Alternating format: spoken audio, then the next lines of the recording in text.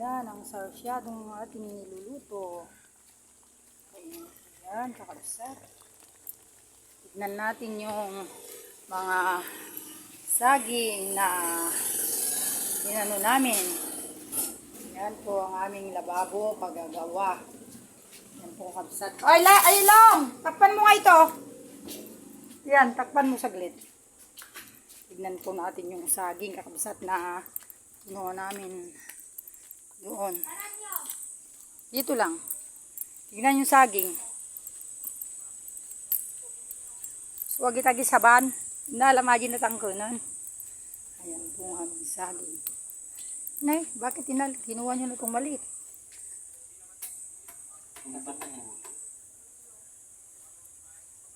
Ayan ang aming saging. Ato yun eh, ubing tayo maatoy. Natukulato yan? Duyawan. Yan yung pinakapang mo. Kaliliit. Oh, duyawan. Ay, hindi, aji yung nasa gitna doon na sinasabi ko. Ayan yung sinasabi ko, dali digitin nga. Ayan ang bunga ng saging namin. Wala pang masyadong malalaki doon.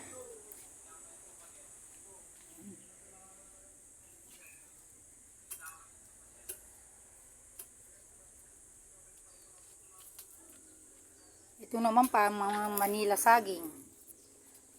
Yan ang saging.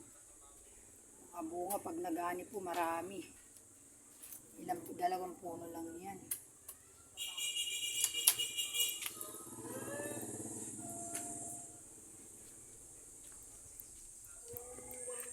Balikan natin. Ito po ang aming mga paligid. Nakabsat. Tignan nyo po, napakaganda po yung ating paligid. Ito po ang aming paligid, tignan nyo naman.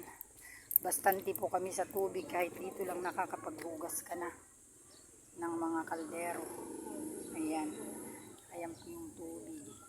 Kadiretso po dun. Ayan po ang aming taniman dyan. Kung gusto pong magtanim, ayan po, ayun po yung kubo-kubo namin na maliit. Ayan kapatid, malapit po kami dito sa kabundukan. Sa probinsya po kami ng Mayantok. Pero napakaganda po. Maliwalas po kasi ang aming lugar. Yung aming compound po, mahigit lang naman na kulang 2 hektarya. Pero maganda po siya dito. Ayan po.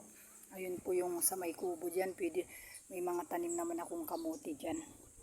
Kasi dito pwede ka naman magtanim-tanim dahil tuloy-tuloy naman po yung tubig. May tubig kami dito. Gusto mong kumain ng aratilis, ilang puno. Ayan po yung mga kwan ko. Ito naman yung mga snake plant. Mahilig pa akong magtanim ng snake plant. Ayan po.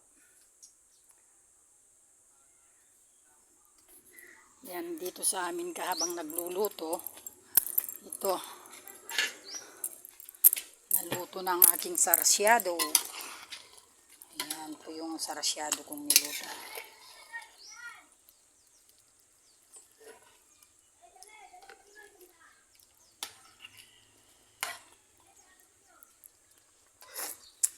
Sarap.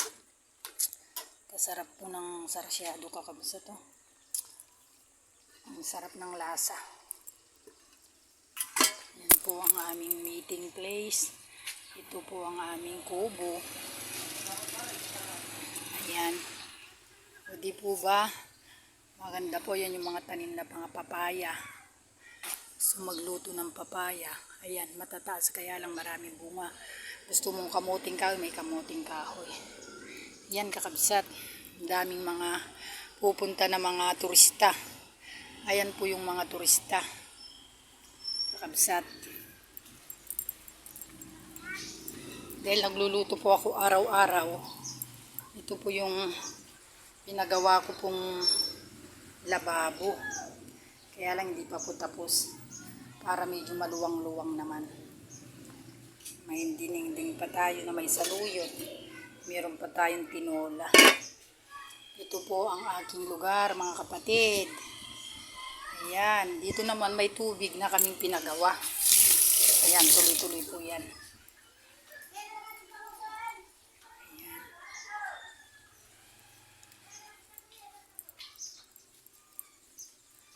Ayan, kakabsat.